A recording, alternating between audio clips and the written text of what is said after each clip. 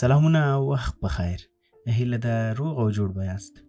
قدرمنو، نن د وادي سره سم زموږ د انګلیسي ژبې د تدریس لومړی درس پیلېږي. دا درسونه د ټولو لپاره دي، که کوچنیان دي او که لویان، او په ځانګړي ډول د هغو کسانو لپاره چې د انګلیسي ژبې سره مینه لري خو د وخت نشتون، اقتصادي ستونزو او یا نورو مشکلاتو له امله نشي کولی چې په کوم کورس کې ګډون وکړي. نو درنو دوستانو، کوشش وکړئ چې له لومړۍ ورځې درسونه تعقیب کړئ او خپل انګلیسي مو هغه معیار ته ورسوئ چې تاسې یې تمه لرئ. زموږ هر درس 4 برخې لري. لومړۍ برخه د ګرامر ده چې د ګرامر اړوند څیزونه پکې نشتېږي. دویمه برخه چې د words یا کلمې دي. دریمه برخه expressions and sentences، اصطلاحات او جملې دي. هغه جملې او اصطلاحات چې په ورځني ژوند کې ورڅخه استفاده کیږي. او وروستۍ او په زړه پورې برخه یې one question، یوه پوښتنه ده چې په دغه برخه کې تاسې د کمنټ برخه کې پوښتنې ته ځواب وایاست او د هرې سمې ځواب په بدل کې 1 نمبر ترلاسه کولی شئ، چې کله تاسې 10 نمبر واخیستې بیا د جی بهیر چینل لوري تاسو ته یو ستاینلیک درکول کیږي. نو راځو خپل درس پیلو. لومړۍ برخه زموږ د ګرامر ده. خپل ګرامر برخه پیلو.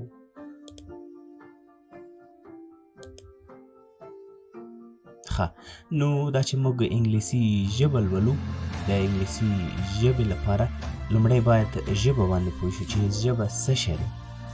یوه ژبه هغه چې زموږ په خولې کې ده، چې فزیکي موجودیت لري، د ذایقې یا خوند د معلومولو لپاره کاریږي، په خبرو کې مرسته کوي، او یوه دغه ژبه ده، کومه ژبه لکه پښتو، انګلیسي، دری او داسې نور.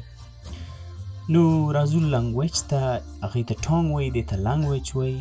لانګویج څه شی دی؟ لانګویج is the mean of communication. language is the mean of communication. ژبه د افهام او تفهیم وسیله ده، یا ژبه د پوهولو راپوهولو وسیله ده. یعنی د دې ژبې په واسطه موږ خلک پوهوو او خلک موږ پوهولی شي. بل چې دی ورپسې برخه language is divided into 2 parts. ژبه په 2 ډوله ده. په څو ډوله؟ په 2 ډوله.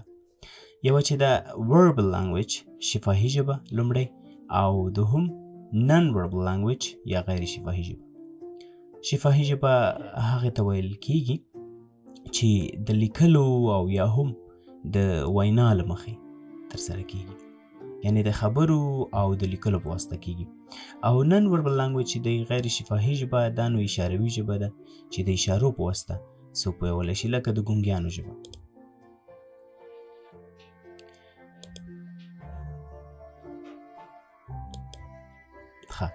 اوس نو راځو aspects of language یا د ژبې برخې، چې ژبه کومې برخې لري. او ژبه 2 برخې لري، چې یوه برخه یې د تولیدي او بله برخه یې د اخیستونکي برخې په نوم یادېږي. د ژبې تولیدي برخه چې خبرې کول او لیکل په بر کې نیسي، ویناوال یا لیکوال په دې برخه کې څه تولیدوي. او له بلې خوا اخیستونکې برخه یا اورېدل او لوستل پکې شامل دي. په دې برخه کې اورېدونکی یا هم لوستونکی د اورېدلو یا لوستلو په وسیله یو څه اخلي، نو ځکه د اخیستونکې برخې په نامه یادېږي. نو موږ ګورو چې ژبه 2 برخې لري، یوه اخیستونکې برخه ده او بله تولیدي برخه ده. دلته درته په لنډ ډول ښیم چې یوې تولیدي برخه چې ده هغې ته productive aspect وایي، تولیدي برخه چې هغې کې خبرې کول او لیکل شاملېږي. نو چې کله موږ خبرې کوو، یو څه تولیدوو، اورېدونکي یې اوري، بل که څه موږ لیکو نو هم یو شی تولیدوو، نو خلکو لپاره هغوی ترې نه یو څه اخلي، نو دا تولیدي برخه شوه. ورپسې بله برخه چې ده د receptive aspect یا اخیستونکې برخې په نوم یادېږي، چې په دې برخه کې خلک یو څه اخلي. مثلا listening، اورېدل. که چېرته موږ په تولیدي برخه کې خبرې کوو، نو خلک چې ورته غوږ دي هغوی اورېدل کوي، یو شی اخلي.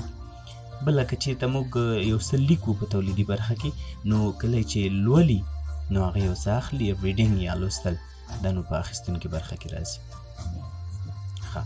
زموږ لومړۍ برخه پای ته ورسېده، دویمې برخې ته راځو، کلمې یا words. په دې برخه کې به هره ورځ موږ 15 لغتونه لرو چې د چپ طرف ته به انګلیسي او ښي طرف ته یې پښتو معناګانې لیکل شوي وي. لومړی دا لغتونه تکراروو، تاسې راپسې تکرار کړئ. act، active، air، agent، am. act معنا عمل کول، یو کار کول. active فعال.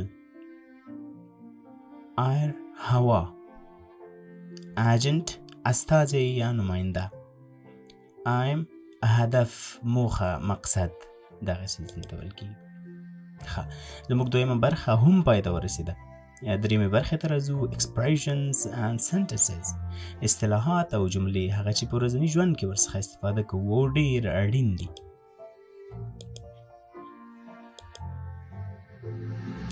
هغه عبارتونه نن لولو چې د یو چا سره د همدردۍ د ښودلو لپاره کارېږي.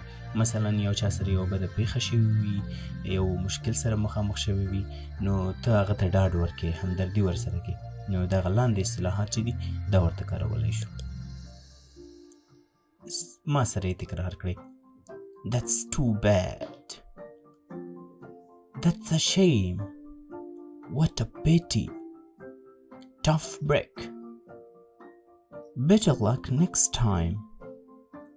What a terrible thing to have happened.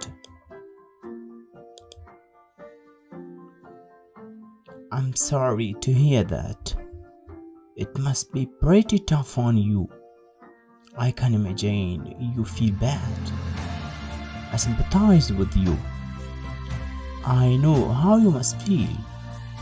I know what you mean.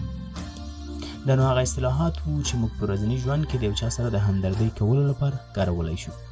وروستی او خوندوره برخه one question، یوه پوښتنه. په دې برخه کې تاسې پوښتنې ته ځواب ورکوئ، د کمنټ برخه کې خپل ځواب لیکئ او یوه نمبره ترلاسه کوئ. که چېرته مو ځواب سم وي یوه نمبره ترلاسه کوئ او د 10 نمبرو په ګټلو سره تاسې د جی بهیر یوټیوب چینل له لارې د یوه ستاینلیک ګټونکي کیږئ، یو سرټیفیکیټ ګټونکي اعلانیږئ. نو راځو دې برخې ته.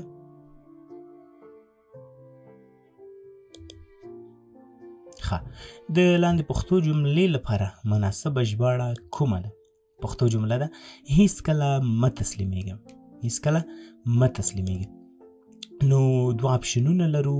A کې لیکل شوي چې never mind up او په B کې لیکل شوي چې never give up.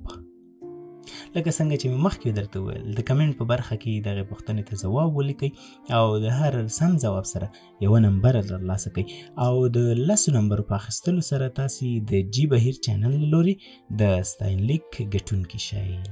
نو دا و د نن ورځې کلاس. تاسو ته ښه وخت او ښې چارې غواړو.